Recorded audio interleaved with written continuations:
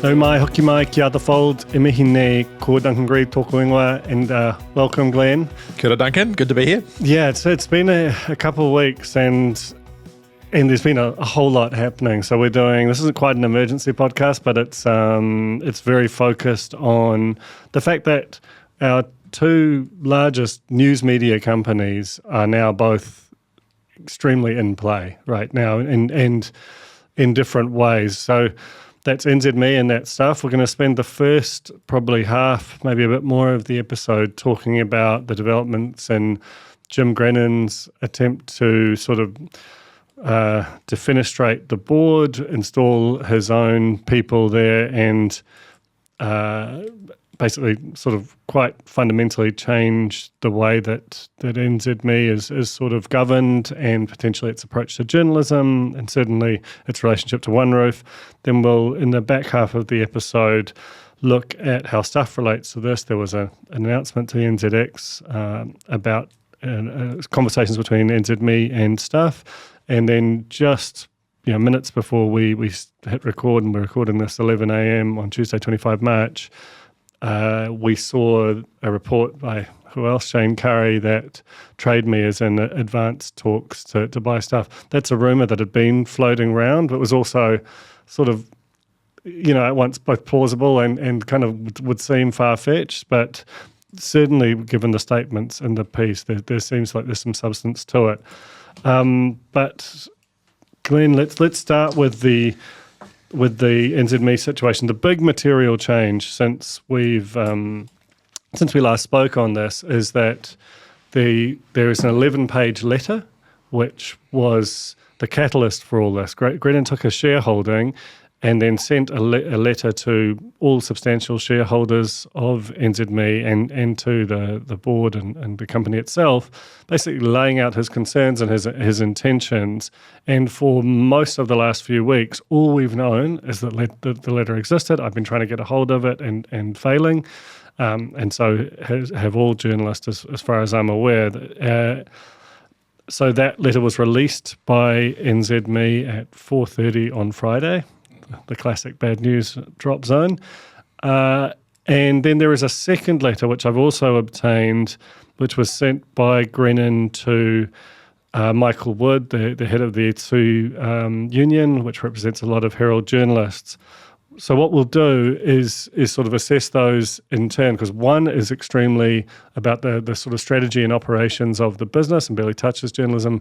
The other is very much concerned with journalism and editorial independence. So let's start with the 11-page letter. What were your sort of first impressions of it? Heavy. First of all, really on the commercial side of the business and his perspective on commercially how NZME have been operating.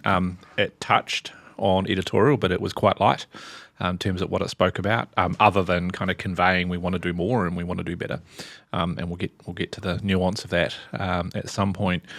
At its core, though, what I took out of that letter was a letter that was credible enough to create a huge amount of awareness and questions amongst the shareholding community and indeed staff and interested spectators.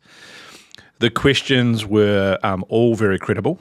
And I think at the heart of it, what he is trying to say is that there are some underlying challenges in that business.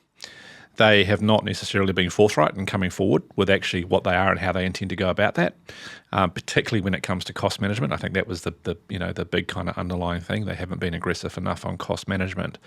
And the other issue was one really of disclosure and or, I guess, proactive coming forth with detailed information that would support certain conclusions. I mean, we were only 2 weeks ago, you and I sat here on the pod talking about One Roof, and we were debating the impact of the Herald audience and benefiting One Roof.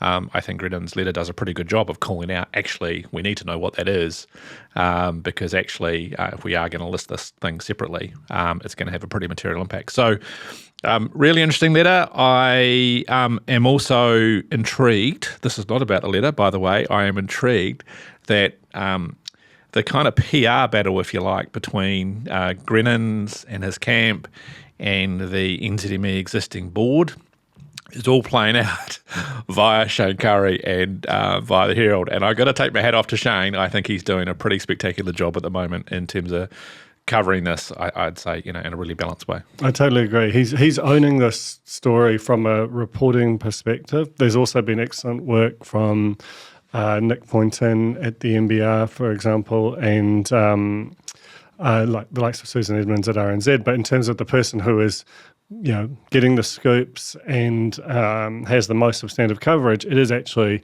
someone right at the heart of the organisation. And there have been, everyone reads Shane, but there has been the knock on him from time to time is that he has sometimes struggled to cover NZME in the same way that he does other organisations, in a way that's totally understandable given that he was until very recently the most senior editorial figure there. But I think when the bell has rung on this story, the biggest story he might ever cover as far as NZME goes, I think he's really answered the bell on that for sure.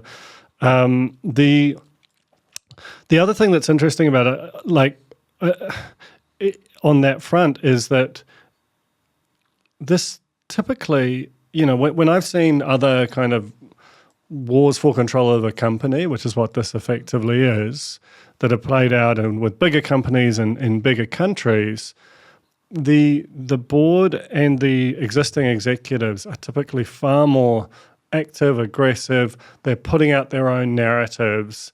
They are attempting to win the public relations war. And that is crucial in a situation like this where there is a sense of a big part of what NZME does is public facing, is public good, and there is an argument to be made about who do you want in charge of this thing, and that can have both a public good outcome but also a what's best for the long-term value of shareholders thing.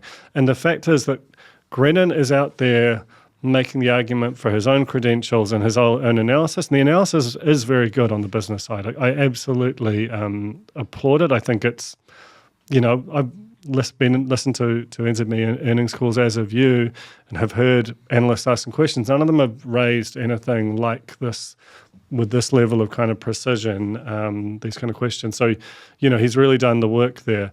But it does seem to me that the existing board, the existing executive, now maybe something's holding them back, I'm not sure, but they really aren't litigating this thing in public in a way that matches the energy that Grenon's bringing, and that's kind of making it feel like, and Nicholas Poynton said this in a piece published on the NBR yesterday, that, that there is well north of 50% of existing shareholders are in support of Grenon, contributing to the sense that it's kind of over. Yeah, and one of the things he does in that letter is, I think he makes it very clear to say, the collective shareholding group that he has the support of to then nominate the change of board directors represent $25 million worth of ownership. The existing board members have about $300,000 worth of ownership, and he's effectively saying we care more than they do, and therefore we're going to have more energy and more sort of skin in the game going forward to make sure this thing works. That's a really big play. Yeah, that means a lot. If you're sitting inside NZME and as an employee and working, you do want to know that people have got skin in the game and they're going to work hard at a leadership level for you because they're going to want a result in a return, right? That's a big deal. Yeah, it is. And also, if you're another shareholder and you're trying to figure out which group to back, you've got to say that if someone's got $25 million worth of shares, then it's very material to them if they erode shareholder value. If your contention is that the current board has been letting things slide without any impact on their material wealth, then, if you have to pick a group on that basis, who's literally financially interested in the outcome, then it's the incoming board more than the present board. Yeah. I also find it really interesting. So in the letter, I took out of that a lot of critique around what the existing board and leadership team have been doing. I didn't get a strong sense of a new strategy necessarily appearing from Grenon. But to your point, it's just so odd that we haven't heard more from that board around why the existing strategy is working, why the shareholders should believe it. And it it strikes me that if Grenon at 10% and the collective other shareholders, I think the last public statement was around 47%, right? It just beggars belief that other institutional shareholders wouldn't share a similar mindset, particularly when the largest one has come out and said, yeah, we do actually have concerns over the performance of NZME, that he's not well over 50%. And to some degree, it means that, this vote in the end of July is somewhat predetermined. I think the vote's in end of April. Sorry, end of April. But which is to say that it's imminent. It's about a month away as we record this. The other thing that's interesting on that front is I think maybe there was an underestimation potentially, and it's hard to know with the board not speaking, of the extent to which the status quo was loved or had the support of its investors from an editorial perspective. I think when you think about who are the people who lead the sort of institutional investor side, they're typically pretty conservative or at the very least very sort of free market oriented. Yep. And a lot of the concerns about reporting and about media bias and so on that have been, that are evident in what either comes through in the centrist or Grenon has made reference to in his letter to Michael Wood, for example, they're likely to be things that they broadly agree with. Maybe not every single beat of it, but I think the Herald's, you can make an argument that the Herald, in terms of getting both subscriber revenue and really maxing out on advertiser revenue, is performing well from a shareholder basis. But I do think it's fair to say that the product, both in terms of how it's delivered, the app and the website, from an advertising volume perspective, and the kinds of stories which are surfaced, if you're a kind of a business-minded person who had a particular idea of what a big city's newspaper would be like, you can imagine that these critiques would hold water. Therefore, not only do you have a coherent business story being told, but your appeal, if you're the board or even the current journalists of the union, your appeal to editorial independence, because you've got to protect the product. Well, the product probably isn't as beloved as you think by the current shareholders. Yeah, and I think one of the issues that Grenon points out is, and this is not necessarily related to the editorial, the commercial side, but they're linked, is that the growth, particularly in the paywall, is slowing or stalling. And one of the things you and I have talked about more in private, Duncan, is this sort of strategy NZME have around what are they preference, right? They've got all this data coming in now. They've got logged in users. They've arguably got the best data set out of any news publisher now in New Zealand. Are they using that to maximise ad revenue? Are they using that to maximise paywall, logged in users? They would probably answer both, but it would appear that actually the appeal for an advertising dollar, at least, may have more control over what they're doing and how they're actually considering publishing stories than actually taking care of that core user. And we know that when you take care of that that locked-in user base, particularly those subscribers, and I would, draw some inference here to the spin-off as well. We know how much audiences love and will respond when they are taken care of. That is a thing that can make a meaningful difference. And if I put my shareholder hat on, I would much rather see that grow and find new areas to grow rather than be too exposed to the, what is proven to be an incredibly volatile ad market. Yeah, so agree. And I think that the one thing that he has said is we want to invest more in quality journalism. Now, obviously, that's to a certain extent in the eye of the beholder, but I think if you take him at face value on that if you look at a Herald homepage, very, very AI-driven, as we've noted before, a lot of open justice stories about kind of fairly heinous crimes, a lot of stories that are sourced from social media, running at the expense of quality journalism. It still happens, it's just harder to find. It's not readily surfaced on the homepage as much. And so again, if you are willing to believe what he says on that front, they might be hiring more journalists.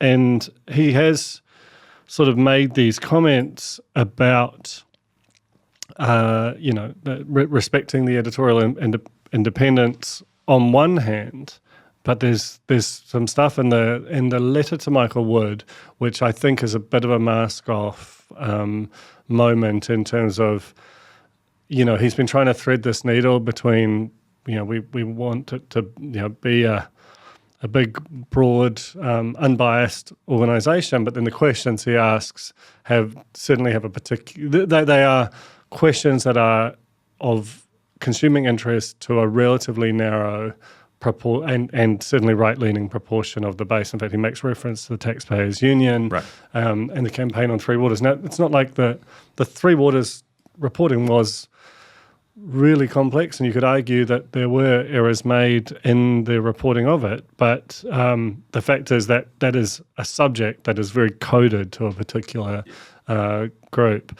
I do want to get on to that second letter and kind of read some portions of it. But before then, shall we just kind of stick with some elements of the business critique? Because there is, like one of the things he says, for example, is that there's been inadequate disclosure to the market. Now, he's not quite going so far as to say they've been derelict in their disclosures to the market, but certainly he's saying that they could certainly have done more, and that might have been more helpful to shareholders. There's two things that he singles out. One is the government's COVID-19 ad campaign, that the scale of that and how much sort of free margin that represented wasn't disclosed. They became the biggest client in the country for a period of time. And the second is the impact of the Google payment on their finances. I wonder what your perspective was on those critiques. Yeah, well, sitting behind that was a critique around NZME using different metrics to report their performance, and therefore looking at a historical basis actually hard to track. That is grey territory, I would say, but the one thing he also calls out is the most important measure should be free cash flow, because actually that's dealing with the performance of the company after all investments, all capital has been allocated. Now, there's a question for me that sits in behind that, and I'll come back to the questions you put to me. But the question that sits behind that is, if the board have been paying out more than what their dividend policy is, there typically has to be a reason for doing that. And typically, you would hope that the board have looked at other utilisations for that cash and gone, actually, we can't get a better return anywhere else by using that cash, so therefore we'll pay.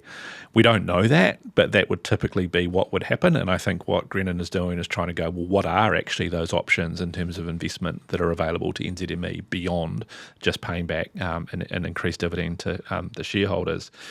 The issue on the government, I think he called out in the letter that it was approximately 20 million. I probably dispute that number, actually. I think that you think it's high or low? I think it's too high. I don't doubt that they got a significant sum, but I think that the total number that the government there was actually, I can't remember, we'd have to go back and look at this, but I think it was around $40 to $45 million that the government spent over that time. It was 100 million over the whole of there were sort of three different campaigns, because there was a vaccination, a stay home. So depends what the 20 million is relating to. Because you've used government advertising related to COVID-19 over the full length of the period, it's 100, but so it's also slightly interesting, right? Because there's so many advertisers that dropped out because they couldn't. Government stepped in. On balance, was the market operating reasonably normally? No. No, and has the market rebounded, and that they effectively were an advertiser of last resort, taking that inventory when no one else would. And I think every other media company was getting, forget the amount for a second, every other company was getting a benefit from government at the same time. I don't think they were, leaving anyone out. The Google one is really interesting because I think that is an issue. We've got a belief that the Fair Digital Bargaining Act is probably not going to continue. Obviously, Meta have said they're not going to put anything in, and we are hearing, although it's speculation, that Google are not renewing current agreements with people. And if that's the case, and I can understand that. Why would they? Because it's just going to look like a tax now if they're not forced to, and the government's probably not incentivized to do that anymore, given Trump's position. Then that money is going to disappear directly from NZME's books, and it'll be used for two things at the moment. One, yes, some of it will be dropping to the bottom line, no doubt, but the rest of it will be used as investment into technology and other things. So if you take those things out, you've got a net drop in the overall performance of the business. And I think what Grenon's calling out is going, when I take all of these trends and go, where have the big decisions, why have these big decisions been missing on being more aggressive with the cost base of NZME? Where you look at, decisions, WBD, TVNZ, I'd argue Stuff, MediaWorks, other media companies have made huge cutbacks in terms of their staffing and other things over the last couple of years. And NZME haven't done as much, and he's suggesting that actually maybe now's the time to do more because they need to build that health of the organisation to create future optionality. Yeah, it's interesting, right? Because that is definitely a thread within it, but there's also we've got our staff churn is too high. They're at odds with each other, right? There is a contradiction in there. Yeah. But overall, I think the analysis is pretty sound, and everyone I've spoken to, in and out of the organisation has conceded that on that basis that you can actually you can understand why the board was kind of loath to release it, because it's not like you can't reply to all of these critiques, but it's not like it's the rantings of a crazy person by any means. Very rational, very credible. Yeah, exactly. And the other interesting thing, sorry, Duncan, that came out, and you saw, I think it was, correct me if I'm wrong here, Roger Coleman, shareholder, came out and was quite public last week saying, look, whatever happens here, kind of we think Michael's done a good job. We want Barbara, we think Barbara Chapman's a great chair. And you've had different kind of iterations of that. He was both supportive of Grenon and supportive of the current administration, sort of saying, why can't we get along? I just don't see that that's plausible after this. That letter is pretty strong. And, I think that letter, he doesn't say it outright, but he certainly insinuates that, there'll be a lot of leadership change. Yeah, absolutely. Well, he basically says that the executive's overpaid. Boggs specifically, he says, has been overpaid, and that's where he sees cost coming out. He also says that the board, he would keep remuneration the same, but the new board would be much more operationally active and try and earn their money through uplifting the value of their shares rather than just being paid more. So again, and that's freaked some people out because they're not used to that style of board, but it's a legitimate approach if they wanted to. Absolutely.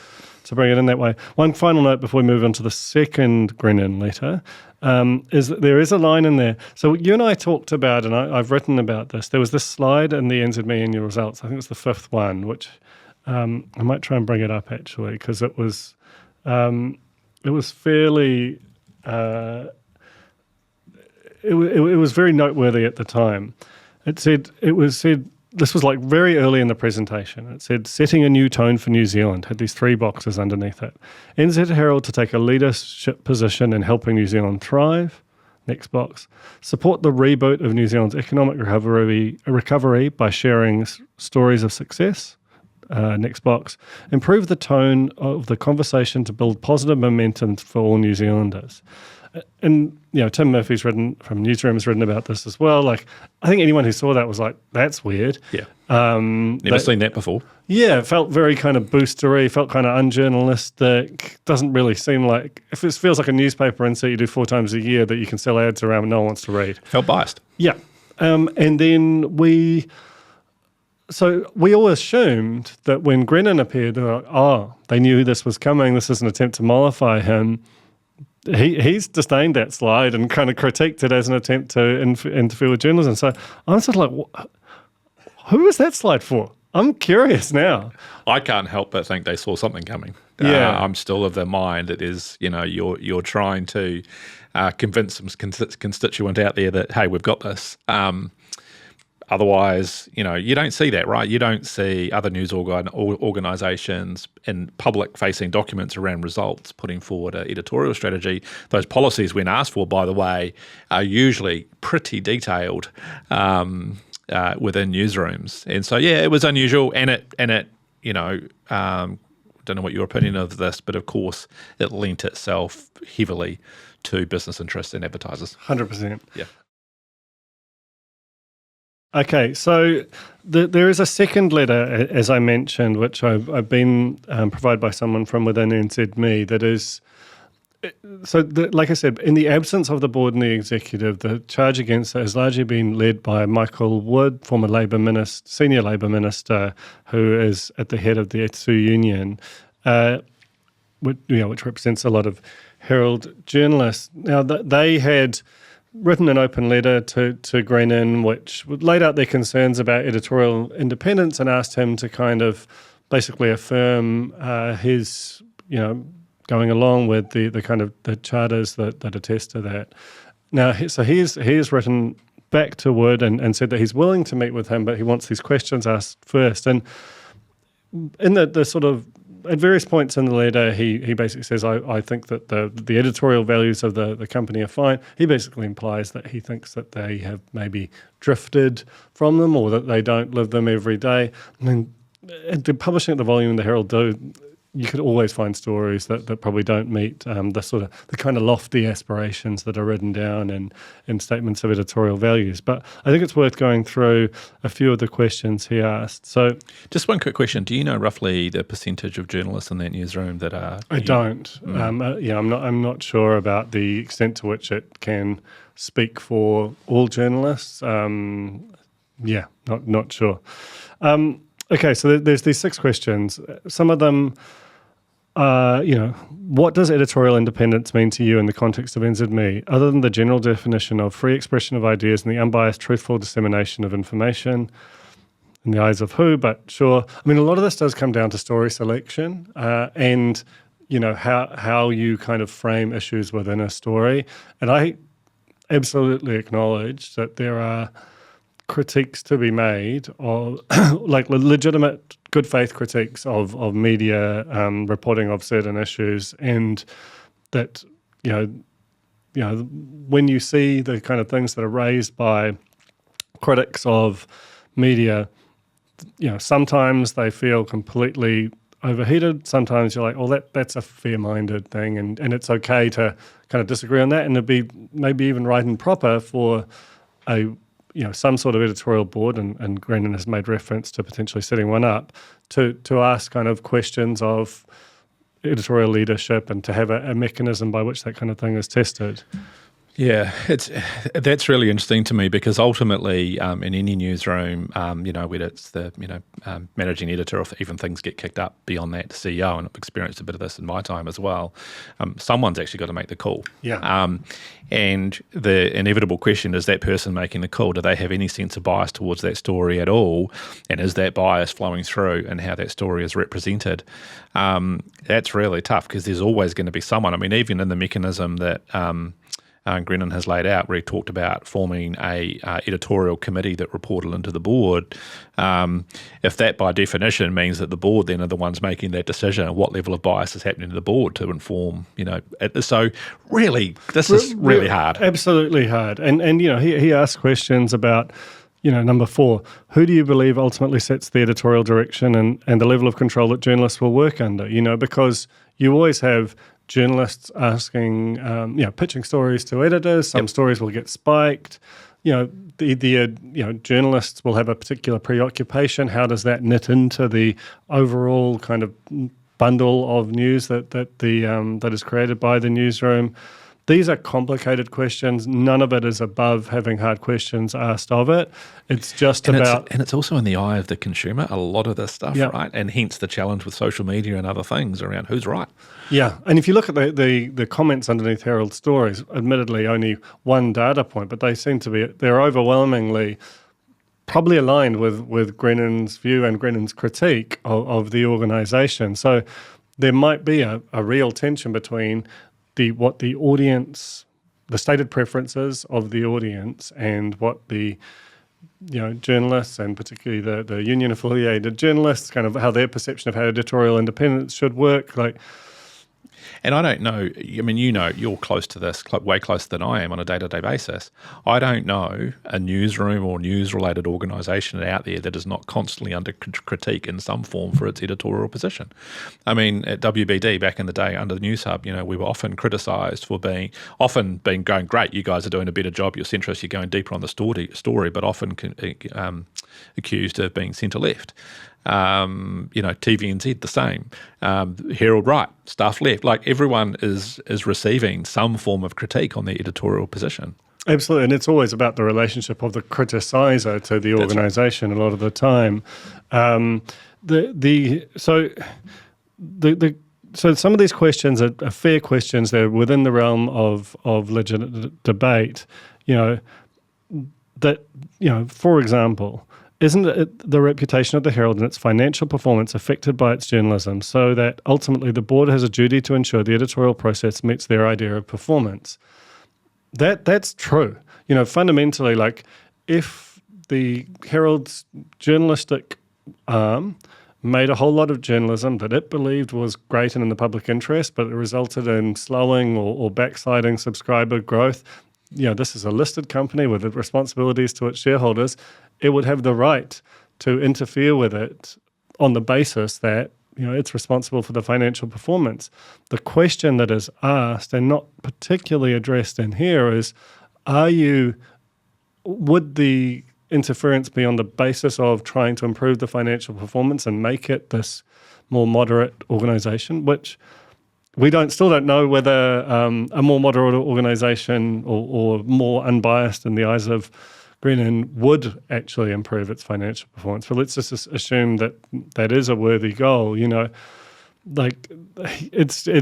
a really complex thing that they're starting to pick at here. But the question that seems most where there's a bit of a reveal about what Grenon sees as media failings and what he'd like to address is number 5. He says, how much autonomy do you believe journalists should have? Can they write anything they want? Where is the line and who gets to say if they've crossed it? Who decided during the government blitz to promote Three Waters, for example, and to suppress analysis to the extent that the Taxpayers Union used it as an opportunity to increase their subscriber base, quite possibly at the expense of the Herald, by touring the country explaining Three Waters? Now, the last part of that is, it assumes that the government suppressed analysis and it assumes that journalists went along with it. That's a massive assumption. It's hard to believe. I mean, we're going back in time now a little bit, but not in the too distant future. That was such a complicated story to cover with different perspectives. The level of depth and analysis to actually tell that story properly was so difficult. And I wonder whether actually the data that was coming through from the Herald at the time suggested actually this was all too hard for people. And that's perhaps why, in Grenon's view, it wasn't being covered as much. Yeah, and I read amazing, deeply reported features on that story, which there's no doubt in my mind were far less clickable, drove less subscribers than an 800-word opinion piece railing against it.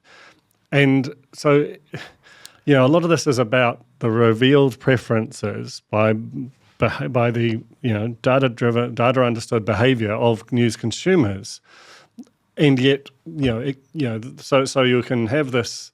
This is just a very complex topic, but also explaining it is hard. Yeah, incredibly difficult. But also, I've sat inside, ministers' offices over the years, who, have critiqued, different stories that have, appeared on, in my experience News Hub. But there is no way there was any influence at all by government to try and suppress, stop, shape.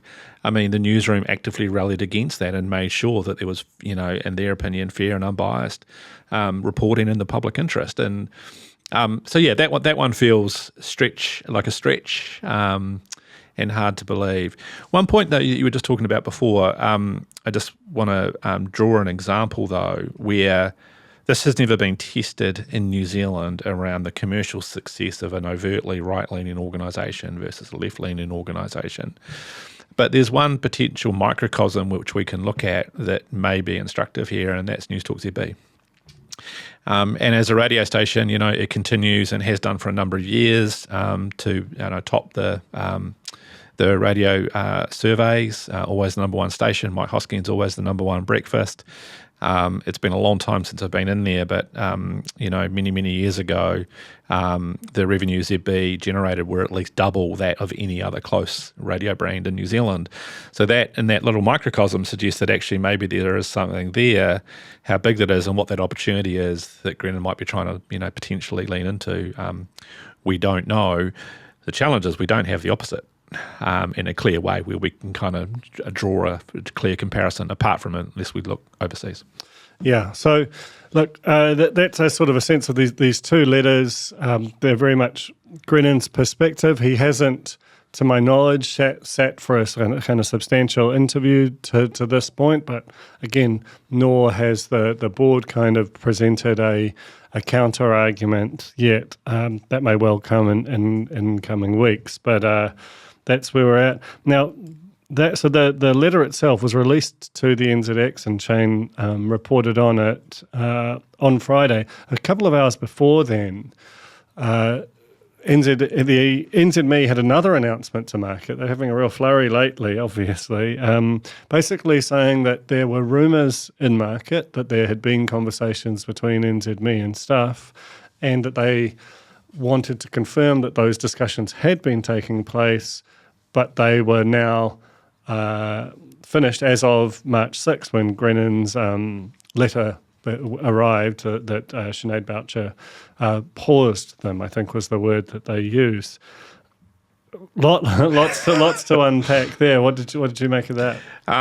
First of all, I wish we'd known that during the results, because the context of that makes sense when I put all of it together. So if I think about, One Roof potentially, sailing off on its own listing, etc. We've talked about that before. But then doubling down, because I think they talked very specifically about Masthead Publishing and buying effectively the paywall operations of and the newspapers themselves. And I look at that and go, actually, that makes sense to me. Back to the conversation you and I were having earlier about doubling down in those core supporters of the editorial that are prepared to pay. I completely understand that. There's still ad revenue that you can wrap around all of that, of course, but it really is doubling down and focusing on, and trying to focus, I think, on that high quality editorial position once One Roof is off on its own. So that kind of made sense to me. What's been clear to me, from the day that we found out that Stuff was breaking itself into Stuff Digital and Masthead Publishing, and subsequently we saw Sinead change the shareholding structure. I think it was going from 1 share to 1 million shares. And I think I've made this comment before.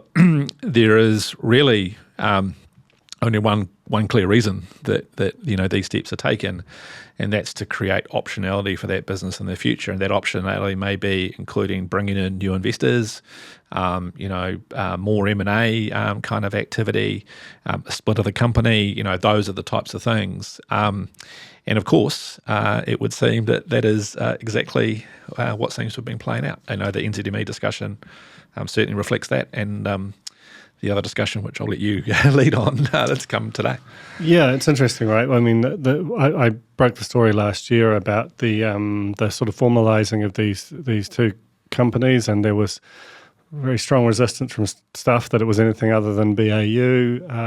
Certainly, subsequent events would suggest that very, very soon afterwards, regardless, that there were discussions being had about, Shane Curry just reported that Stuff Digital. So Stuff is effectively two companies under, if you'll pardon the pun, one roof at the moment. You have Stuff Digital, which is the Stuff website, which is Neighbourly. Basically, any free-to-access content sits under Stuff Digital. Then you have Mastheads, which is the Press, the Post, the Waikato Times, any of the print publications, but also the paywalled sites and the journalists who create for them, the ad sales teams and subscription support services. Those are basically the two divisions. And as of this morning, Shane broke the story that there are, it's not quite signed, sealed, delivered, but certainly that there are talks between TradeMe and Stuff about some or all of Stuff Digital Limited, the big freely accessible sites, being bought by TradeMe. Now, this would be an amazing story, really, because Stuff, or under its previous sort of ownership, Fairfax bought TradeMe for around $700 million in the mid-2000s, sold it a few years later for a pretty healthy profit, but it was a very far-sighted move at the time because TradeMe had basically eaten the classifieds market, which had been the rivers of gold, the big profit driver for newspapers, and they'd gone, well, we could try and build that, but we're actually better off, while we're still big, buying it and using that to support our news. Now you'll have this tremendous kind of poignant irony potentially of the classifieds buying the newspaper and using it in much the same way as as OneRoof uses the Herald to pipe traffic and to potentially get data on users, which it can then use on the main thing, the big show, which is TradeMe itself. Yeah, and really interesting that Stuff have been engaged in two discussions to potentially sell both divisions, right? So I wonder, it's really interesting. I wonder from a timing point of view, did TradeMe, we don't know when this was triggered, the TradeMe conversation. I think they said I should. Find the quote. Yeah, while you're looking for that, the thing of great interest to me is, again, just going back to Grenon for a second. So he's called out that how successful could OneRoof truly be if the Herald didn't exist? So therefore, we've got to value the Herald contribution when we look at OneRoof individually. TradeMe have no doubt been looking at OneRoof's performance too and gone, geez, we could do a bit of that juice. It'd be great to get that publishing the Stuff masthead really starting to shift some traffic our way and really compete and get some of that, as I say, juice that OneRoof have been getting from the Herald. And you have to think that Stuff being able to get their hands on all of that technical expertise, all of that first-party data. Well, just the logged-in TradeMe users, that's millions of people. Yeah. You can just if you can really fuse the systems.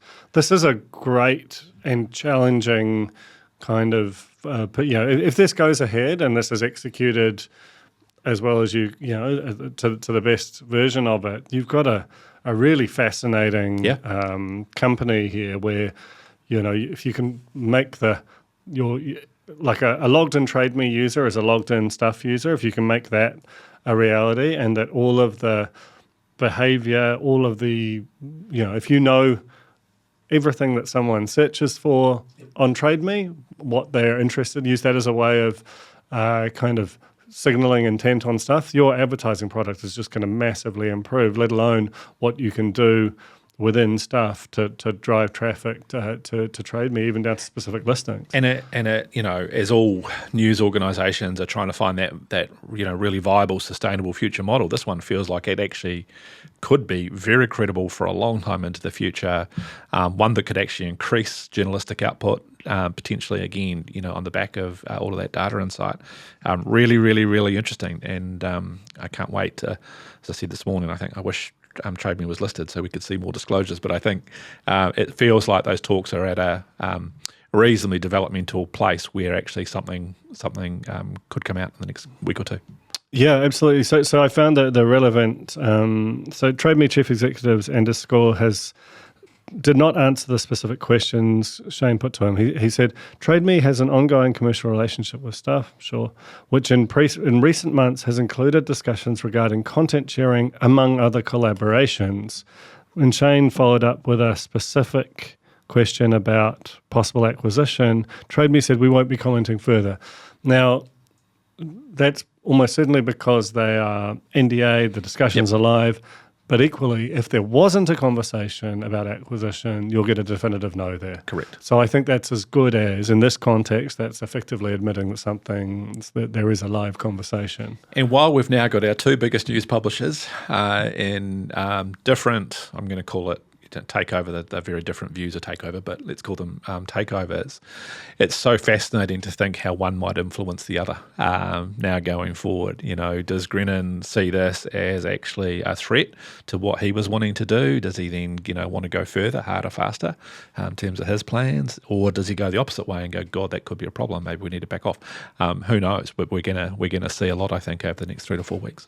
Yeah, absolutely. It just feels like they're both in play and they're strategically open in terms of how various aspects of them will sort of evolve. It might well be that the future value of OneRoof is materially reduced by a staff acquisition because it just gives them so much more defensive power. And Trade Me Property is already, I think, number one in market anyway, that it makes the path to victory for OneRoof look longer, more costly, and less clear. Well, you've got OneRoof having to prove itself to be able to sustain itself on its own two legs, effectively, the Grenon strategy of calling that out. Not that it's the wrong strategy, by the way, but it's just about having a true, the accurate financial picture. Trade Me don't have that problem. It's all incremental. It's all growth. And so, I think you're right. I think it could be a serious hurdle in how OneRoof thinks about, the future. But yeah, as I've sort of mentioned before, and just to close, what it does say, I think the fact that the classifieds is now considering buying stuff for a sum which would be a tiny fragment of what it would have cost a few years ago, the fact that effectively a billionaire who is disgruntled with the quality of mainstream news is now seemingly very close to taking over the board, in much the same way that Elon Musk bought Twitter because he was dissatisfied with the product. You could frame this as Grenon, who certainly I know people who have spoken to Grenon, like both historically and more recently, and there is a sense that while he said that there are these kind of management failures, or that and failures to disclose, that the only reason he's doing this is because he's particularly interested in the news. And it just says, like, when you think about this from a kind of a democratic perspective, from how a society understands itself through through the likes of the Herald and stuff, the fact that both of these organizations are now, the cost of them has come down so much that they are available to interested parties who might have wildly different ultimate goals for them. One is to maybe increase sort of traffic and data to their marketplace, another to have a profound influence on the news and therefore ultimately the politics of their adopted country. This is a new era we're walking into right now. Yeah, I mean, I've always wondered how long we could hold out between, the kind of news politics of the US, for example, and increasingly in Europe where it's, quite overtly left or right leaning. It feels like we're at that place now where, as you say, everyone's in play, potentially for different strategic reasons, and we could find, that division of, editorial start to come into New Zealand. The other interesting thing for me is, whilst there is access for other players to come in and look at, Herald and stuff, what about the likes of TVNZ and, these other large newsrooms? What does that future look like when you've got other companies potentially coming in and providing something of I'm not going to say a safety net, but a more sustainable future in terms of the operating model for what they do? Still a lot of questions around that TVNZ newsroom and how it kind of fits into the future. Not in play government owned, but I'm sure the government will be looking at all of this and going, gee, I wonder what this means. Yeah, well, and at the very least, there is potential for TVNZ to be going to government asking for some form of support in future, and what the private sector media looks like and their perspectives on it will absolutely inform how they consider that request. So all of this motion is impacting the whole system right now, and we will keep watching it and talking about it on this podcast. Thanks so much for coming up, Glenn. Yeah, good to see you, Duncan. And thank you for recording today. Ka kite anō.